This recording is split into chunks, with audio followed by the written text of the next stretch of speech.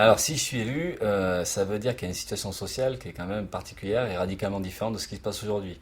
Ça voudrait dire certainement qu'il y a un niveau de révolte, de mécontentement social qui s'exprime.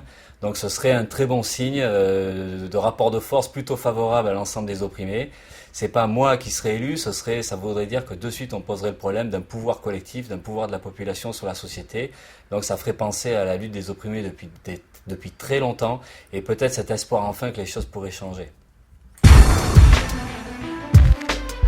La première mesure que je prendrais ou que nous prendrions, parce que là encore on va discuter collectivement, la première ce serait finalement l'autodissolution du rôle de président.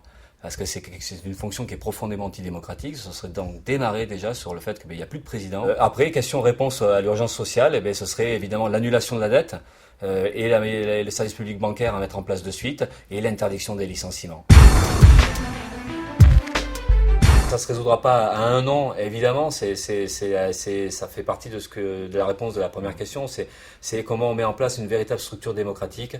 Et là, ça veut dire des équipes, et voir par en bas comment on peut construire, comment un gouvernement finalement peut se mettre en place à toutes les échelles, enfin à tous les niveaux de la vie politique. Et donc ça posera le problème au-delà d'une question de nom, quoi. Et puis même à tous les coups, ça sera certainement pas un gouvernement d'ailleurs.